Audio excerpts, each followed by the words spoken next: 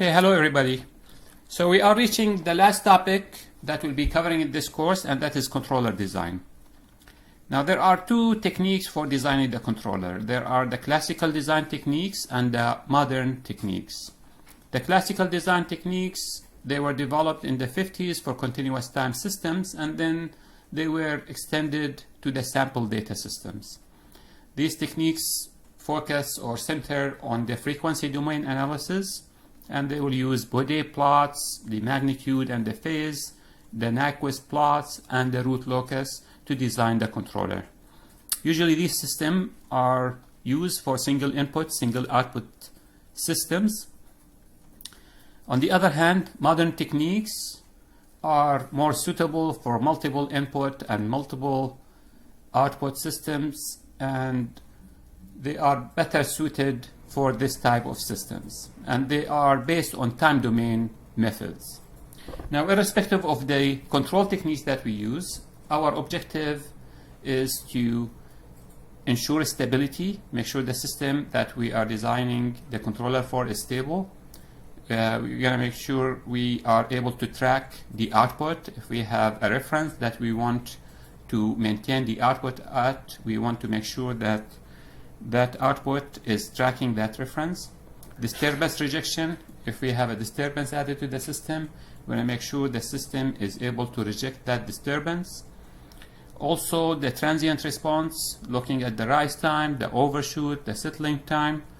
These are all parameters that will be in the objectives of the controller design.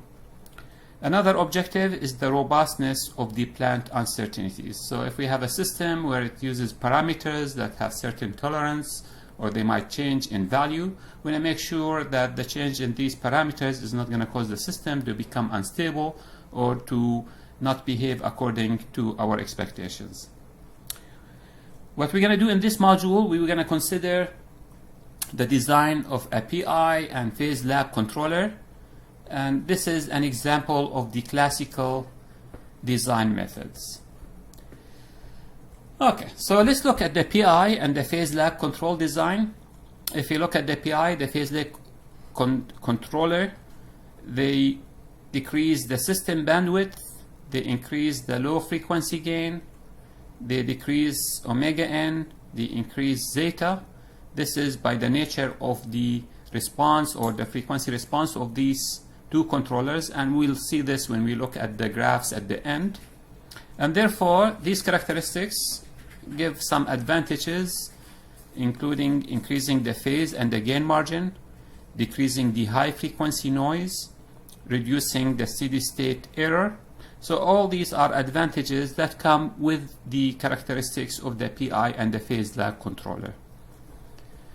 Now, the disadvantage of this type of controllers, the PI and the phase lag controller, it will increase the settling time. Since we are decreasing the system bandwidth, the system is going to be slower, and therefore it will increase the settling time. Okay, so looking at the PI controller, we have a P, proportional, and integrator.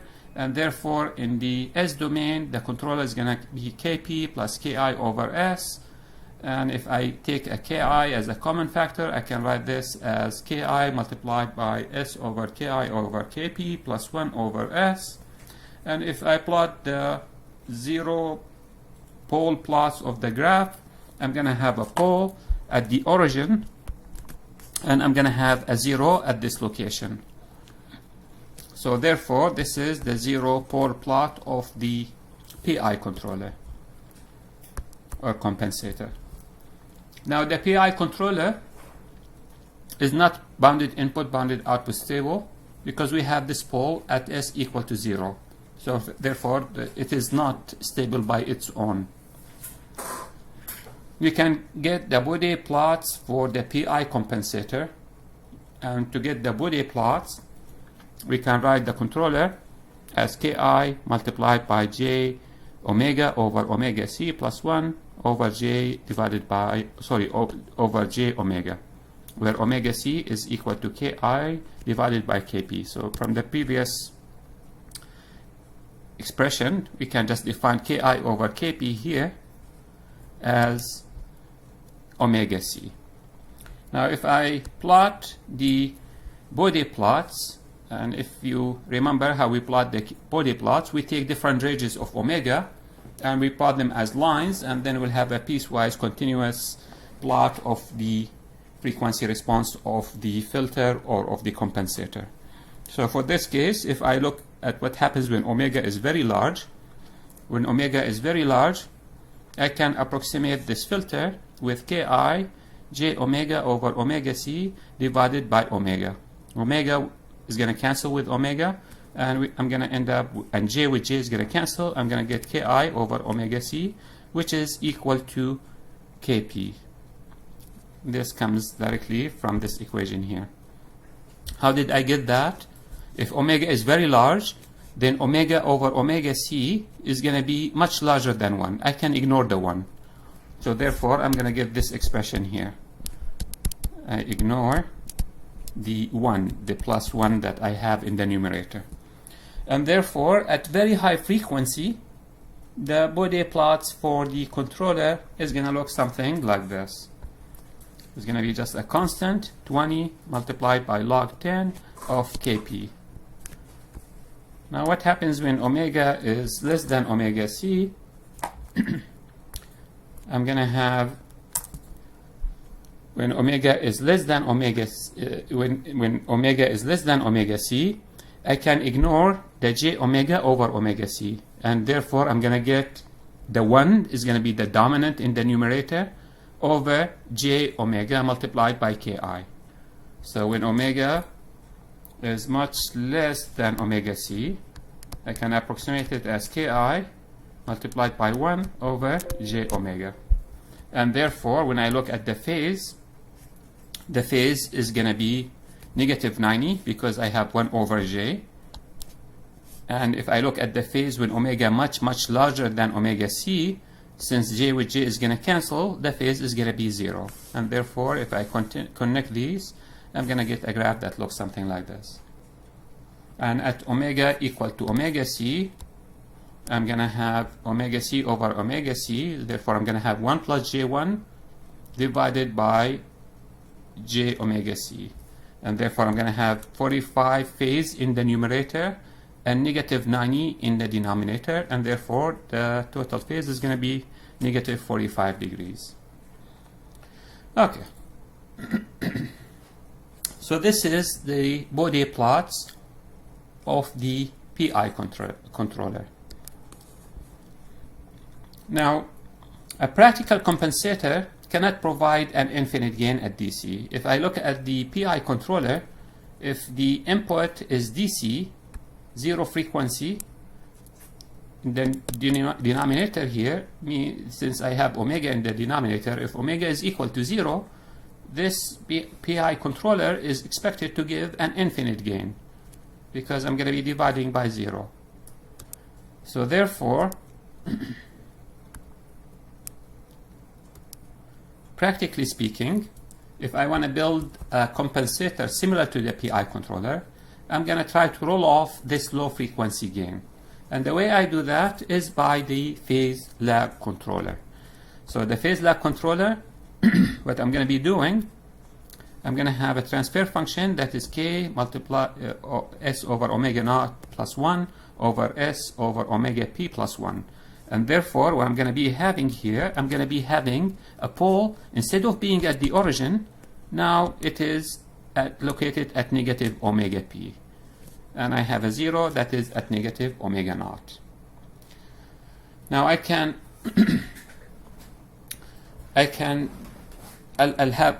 have omega p that is equal to omega naught over alpha, and alpha is larger than 1. So between omega naught divided by omega p is equal to alpha. The ratio between these two locations is alpha, and alpha is larger than 1. Okay. Again, looking at the graph of the pole 0, the pole is shifted in the left half plane compared to that of the PI controller. And therefore, if I set s equal to j omega in order to obtain the Bode plots, I can write the controller Jc of j omega as equal to k j omega over omega naught plus 1 over j omega over omega p plus 1. Now the high frequency gain, if I look at what happens when omega is much larger than omega naught or omega p, I'm gonna be able to ignore the 1 in the numerator and the 1 in the denominator. I'm gonna have k j omega over omega naught over j omega over omega p. Omega with omega is gonna cancel, and I'm gonna end up with omega p over omega naught, which is k over alpha, because we defined alpha as equal to omega naught over omega p. If I look at the Bode plots, we can generate it similar to how we generated for the PI controller. When omega is much larger than omega naught, we have a gain. If I plot the magnitude Gc of j omega divided by k, so just to normalize it, I'm going to divide by k here, is going to equal 20 log 10 of 1 over alpha. Now if I look at the phase of the controller, the phase is going to have a maximum frequency, is going to start with, when omega is very small, is going to be 0, the phase, and when omega is also very large, is going to be 0.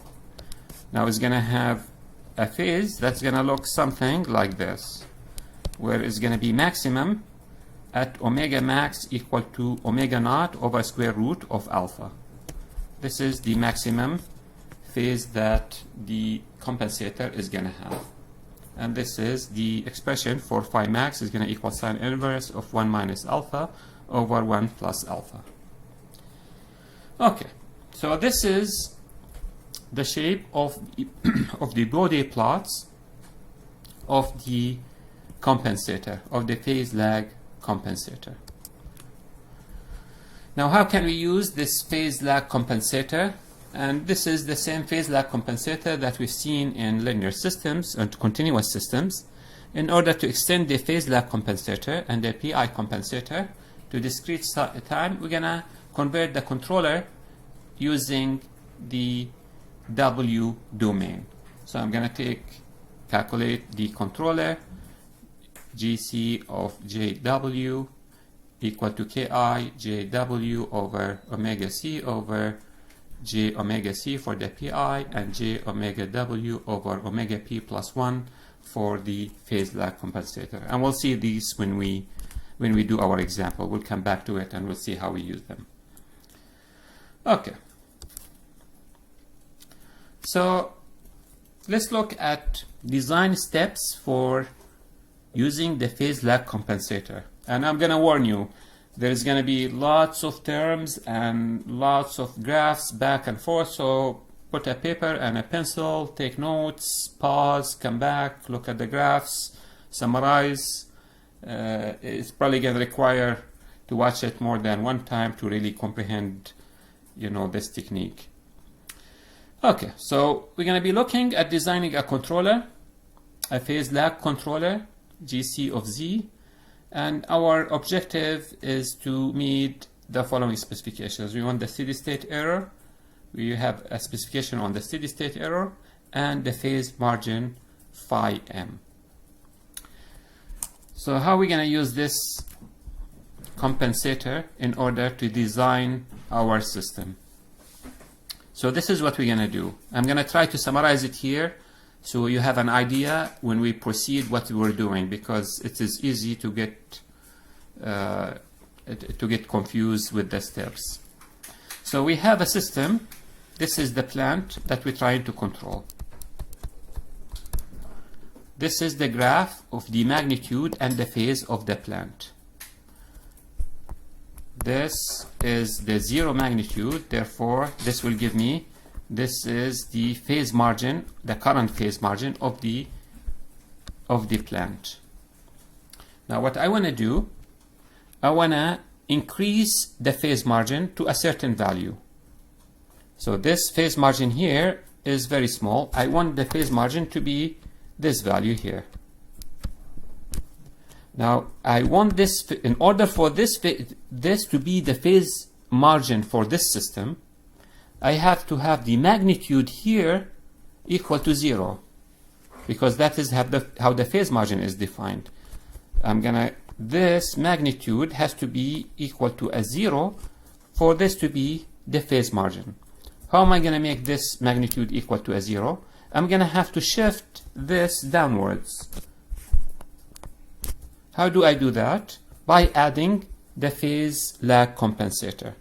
So what we're going to do, we're going to see what is the desired phase margin that we're trying to achieve. I'm going to go to the frequency at which that phase margin exists. So this is the phase margin. I'm going to continue. This is frequency. As you know, this is frequency. I'm going to go all the way and get this frequency omega c.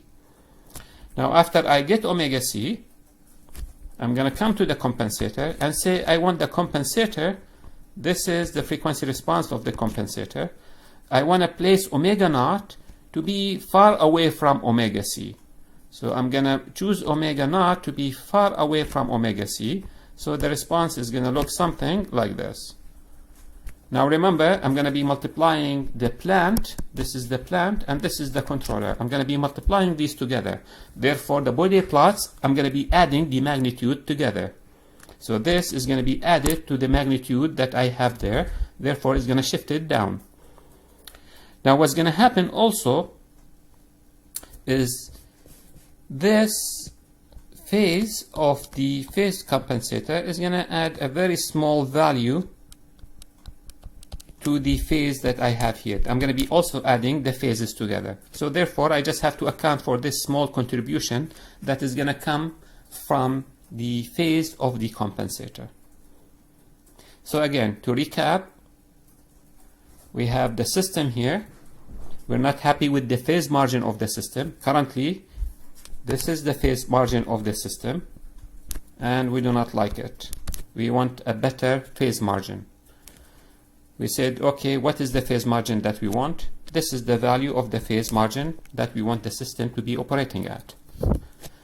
Now this value of phase margin, this phase margin happens at a frequency that I'm going to call omega c. Currently, this is not the phase margin, because the phase margin, the magnitude has to be equal to 0. So what I'm going to try to do, I'm going to try to shift this so that now the magnitude is going to equal to 0 at omega c. How am I going to do that? By using the compensator. I'm going to go to where omega c is. I'm going to go far away from it, make this my omega naught, according to how we defined it with the compensator. I'm going to be adding this gain and this phase to the overall system, because these come together.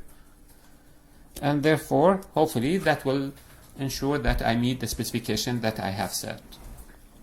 Okay, so with that picture in mind, I'm going to go over the procedure, and then we will do an example that will illustrate all these concepts. So the procedure, the first step, we're going to find J of J omega W using W transform. So I'm going to take my controller, JC of J omega W is going to equal to K J W W over omega naught plus 1 over J omega W omega P plus 1. So the controller now is in the W domain, where omega P is equal omega naught over alpha. We define this with the compensator. Now for this controller, we're going to choose K. So what we're trying to find is K, omega naught, and omega P. K, we're going to use the desired steady state error in order to find the value of K. Apparently, this gives me a gain. A gain is good because it reduces the steady state error. Remember, always the steady state error is divided by K, by a gain. So the higher the gain, the lower the steady state error. So we're going to use the steady state error in order to determine that gain.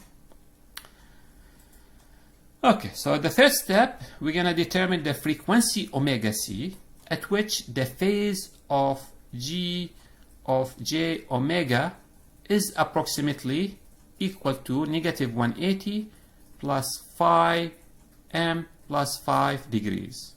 So given the phase margin I'm trying to achieve, I'm going to go similar to what we said here. I'm going to go, this is the phase margin I'm trying to achieve. I'm going to find omega c that corresponds to that phase margin. I'm going to add 5 degrees because there is going to be some phase coming from the compensator. So to account for that, I'm going to add 5 degrees to make up for that. Okay. So after we find omega c, I'm going to choose omega naught to be 0.1 multiplied by omega c. This will ensure that we have little phase lag is introduced in the lobe by the compensator at omega equal to 0.1 omega c. So similar to what we said here, after we find omega c, I'm going to choose omega naught to be 0.1 multiplied far away from omega c. Okay. The next step, at omega equal to omega c, we want the magnitude in dB to be equal to 0. So at this frequency, we want the magnitude to be 0 dB. 0 dB means we want the magnitude to equal to 1. So that the phase margin will be equal to phi m. So since we have chosen omega c to equal 10 omega naught, then we can calculate at gc of j omega c, the controller gc of j omega c is going to equal to the magnitude of gc at j 10 multiplied by omega naught. So what we just substituted for omega c, which is 10 omega naught, and we want this to equal to k over alpha.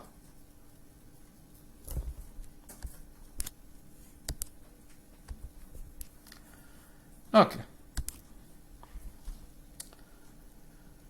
And this means that we need k over alpha multiplied by j omega c to equal to a 1, and therefore we want alpha to equal to k multiplied by j multiplied by g of j omega c.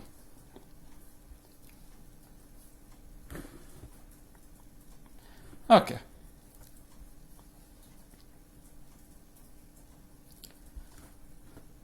Since we computed k from step 2, and we can determine j of omega c, we can find alpha from this last equation. So given alpha from here, and we can find omega p, which is going to equal to omega naught divided by alpha, where omega naught is equal to 0.1 multiplied by omega c. Okay.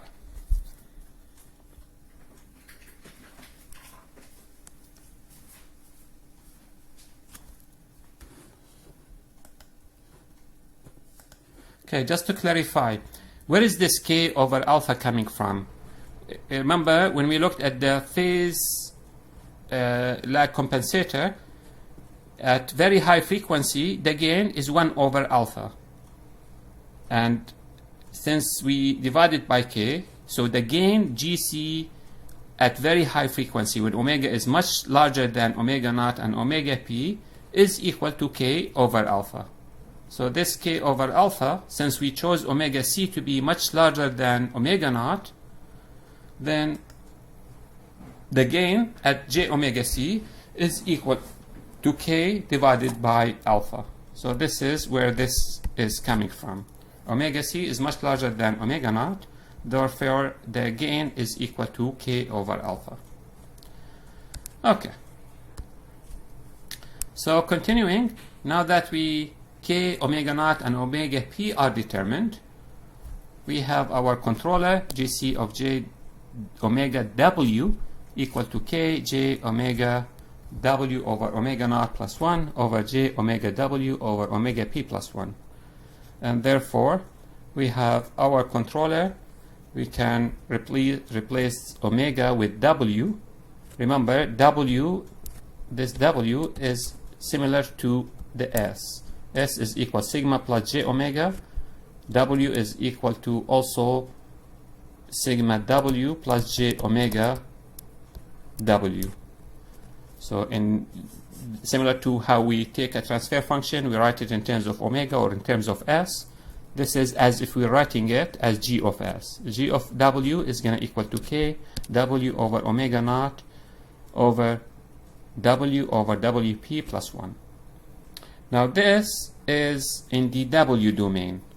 So if you like, this is like the controller in the S domain. Now we have to convert it to the Z domain. To convert it to the Z domain, we're going to use the W transform. We're going to take GC of Z is going to equal to GC of W. We're going to replace W with 2 over T, Z minus 1 over Z plus 1. And this is, if you do the math, is going to give me K WP omega naught plus 2 over T, the expression that we have here. Okay.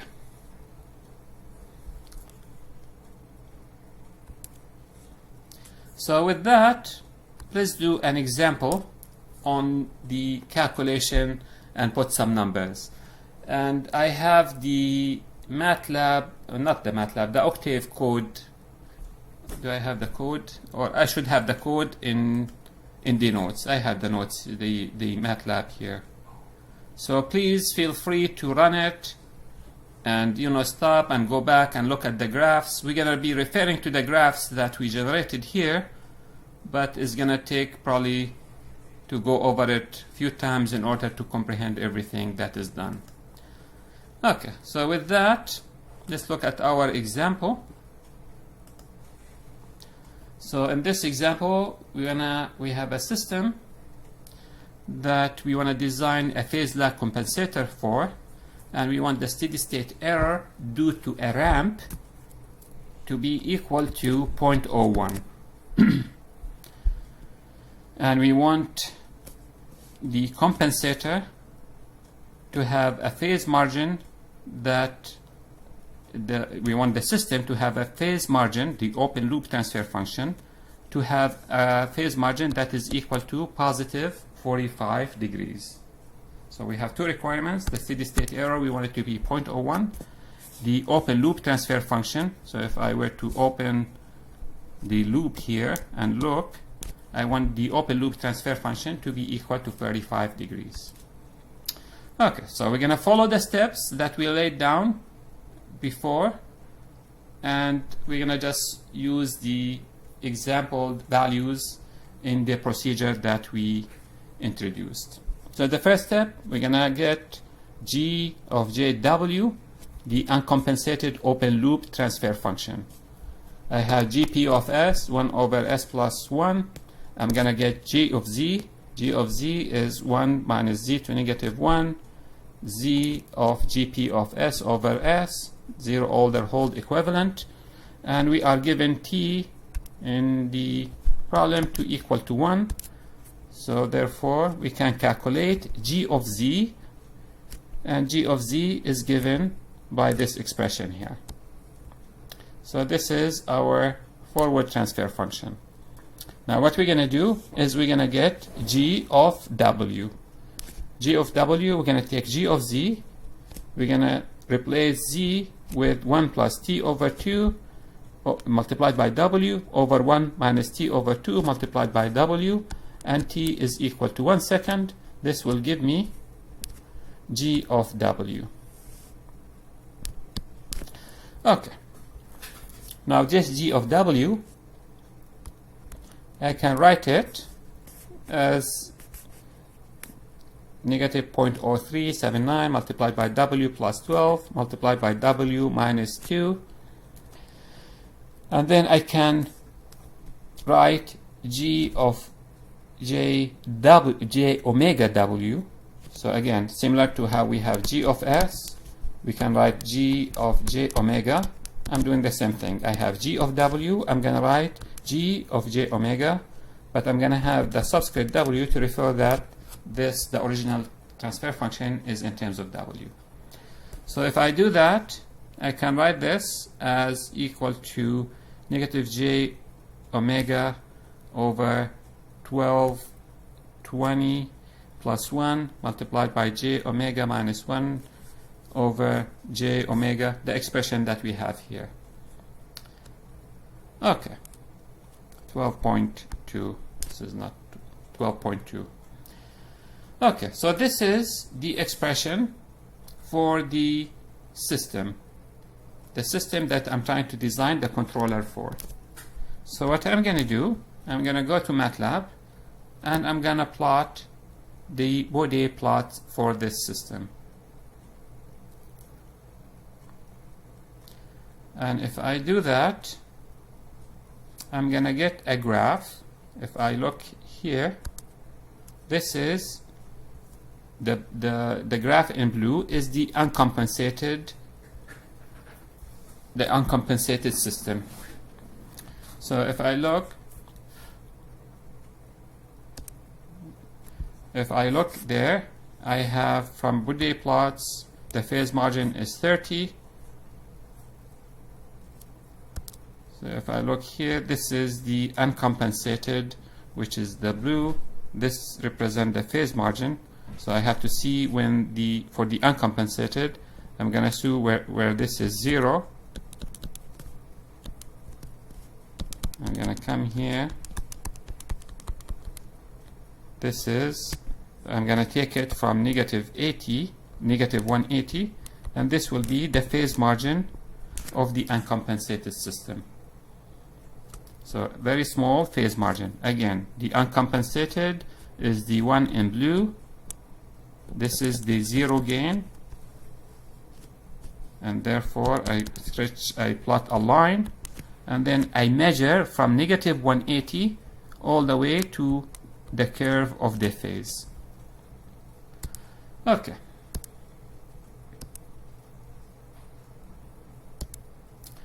And again, this is the command in Octave or MATLAB to generate that Bode plot. Okay, so continuing, the steady state error of the uncompensated system is equal to the limit as z goes to 1. We have to calculate the velocity or kV. The limit as z goes to 1 over t, z minus 1 multiplied by gc multiplied by g of z. Now if it is uncompensated, I mean I know I have gc of here, but this gc is just a 1 because it's uncompensated. So it's going to equal the limit of z go to 1 over t, z minus 1. The controller now is 1 because there is no controller, and this is g of z. And if I calculate that, I'm going to get kV that is equal to 1, and therefore the steady state error due to a ramp is equal to 1 over kV, which is equal to 1. Now what we want is we want the steady state error to equal to 0.01. And apparently the open loop transfer function g of jw does not provide the desired steady state characteristics when gc of z is equal to a 1. So if I have only a controller that is equal to a 1, apparently I'm not going to be meeting the steady state error. So therefore we're going to have a higher gain, and that gain is going to come from my controller. So I'm going to determine the DC gain of the gc of j omega. The compensated open loop transfer function is now gc of z multiplied by g of z, and the phase lag transfer function gc of z is type 0, whereas the plant g of z is type 1. Thus the gc multiplied by g of z is type 1. For type 1, the system is going to have a steady state error, which is 1 over kV, and therefore kV is going to equal to the limit as z go to 1 over t, z minus 1, gc of z multiplied by g of z. Now the limit as z go to 1 over t, z minus 1 multiplied by k multiplied by g of z. Now gc of z, the DC gain of the controller is k. So k is the DC gain of the controller. And since this is in the Z domain, the DC corresponds to Z equal to a 1, unlike the S domain where the DC gain corresponds to S equal to a 0. So therefore, my KV is going to equal to this. Since this originally gave me 1 and I just added now K, which is the controller, the KV is now going to equal to a K. Now the steady state error is going to equal 1 over KV, which is going to equal 1 over K. Now I want the steady state error to equal to 0.01. This means K has to equal to 100. So the DC gain of the controller has to equal 100 in order for the steady state error for a ramp to equal to 0.01. Okay. Next step, we're going to determine omega C. And to determine omega C, we need to determine the frequency at which the phase is equal to negative 180 plus the phase margin that we're trying to meet plus 5 degrees that we said gonna compensate for the phase that the compensator gonna be adding. So since the phase margin was the phase margin that is required in the problem was 45, so we're going to have negative 180 plus 45 plus 5 is going to give me 130 degrees. So therefore, what I'm going to do, I'm going to go to the body plot of the uncompensated system, and I'm going to see at what frequency does it have negative 130 degrees. So going back to the graphs of the body plots, I'm going to look, I want the phase margin to be equal to negative 130.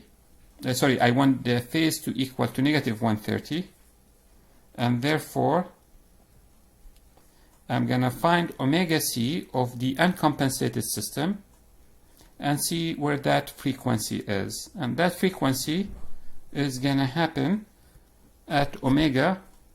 I mean, of course, if we have this interactive, I can zoom in and find that frequency. It is 0.47. Now this is logarithmic scale. So this is 10 to negative 1, which is 0.1.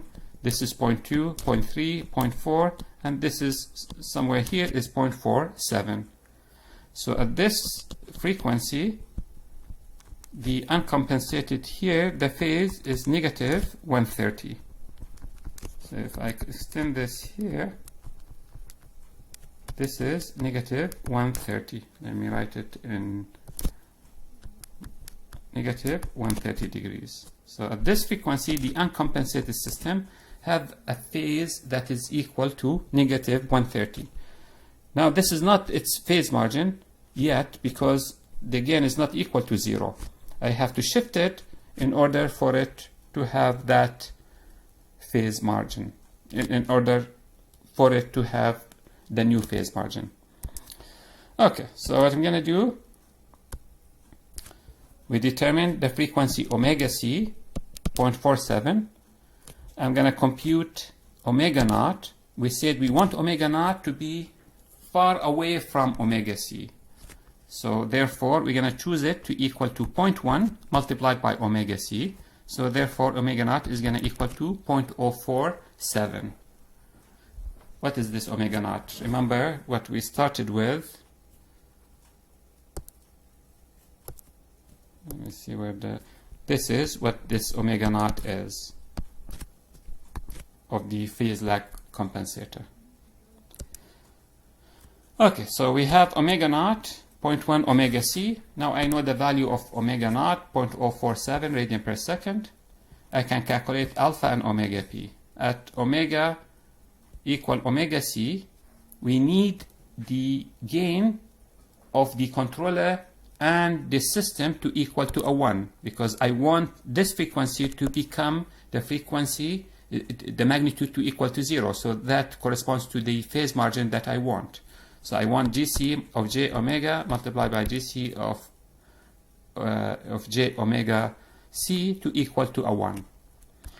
This is equivalent to having alpha equal to k multiplied by g of j omega c equal to 100 multiplied by the gain of the system, which is the 6.25, and therefore the 6.25 corresponds to 2.05, and therefore alpha is going to equal to 205.4. What does that mean? If I go to my system at j equal to omega, at omega c, this is the system.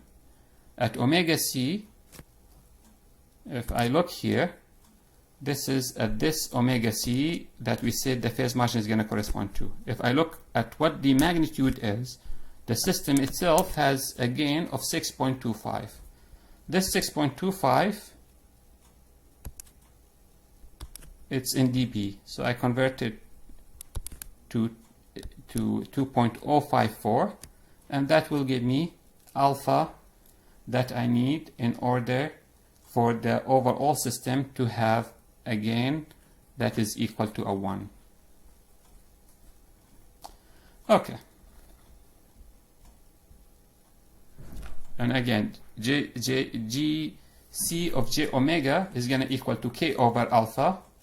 So I have, this is k over alpha multiplied by the magnitude of g of j omega c. This is equal to a 1.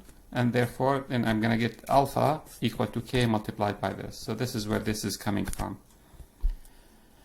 Okay. So therefore,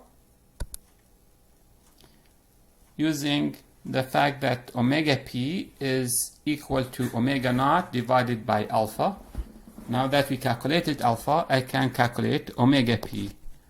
Omega p is going to equal to 0.047 divided by 205, and therefore omega p is this value here.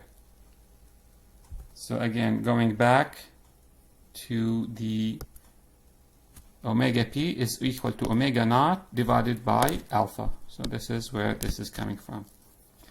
And at very high, when omega is much larger than omega naught, the gain is k over alpha. So that's what we use in calculating the alpha, k over alpha. Okay. So now that we have the controller, we determined k, we determined omega naught, we determined omega p. I have the compensator. I can write the expression for the compensator. It's going to be 100. This is the k, j omega divided by 0.047 divided j omega over 0.00229 plus 1. Now I need to calculate the corresponding compensator in the z domain. So I have to convert this from the w domain to the z domain. Gc of z is going to equal to g of w. I'm going to replace w with 2 over t, z minus 1 over z plus 1. And if I do that, I'm going to get the expression for the compensator. Now I can take this to MATLAB and plug it in. This is my compensator.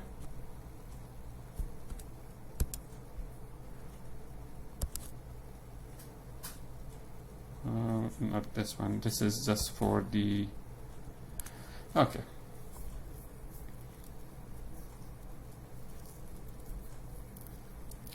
Okay.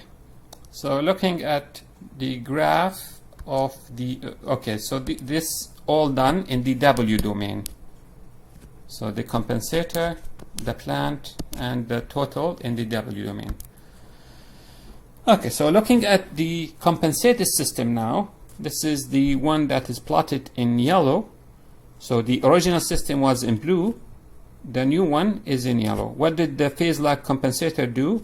It shifted this uncompensated system down, and in doing so, now instead of crossing the zero here, instead of crossing the zero here, no, this is the zero here. Now instead of crossing the zero here, I'm crossing the zero here. together. And probably this was not accurate graph here. This is the phase margin. For some reason I thought this was the 0. The 0 is here. Let me highlight that. This is my 0 here. And therefore, for the uncompensated system, this is the 0 here. And therefore, this was the phase margin here. Okay. So now, with the compensated system, this is where the compensated system is.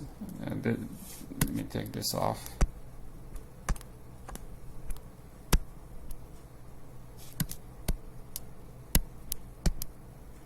Oh, no, that's not what we want to do.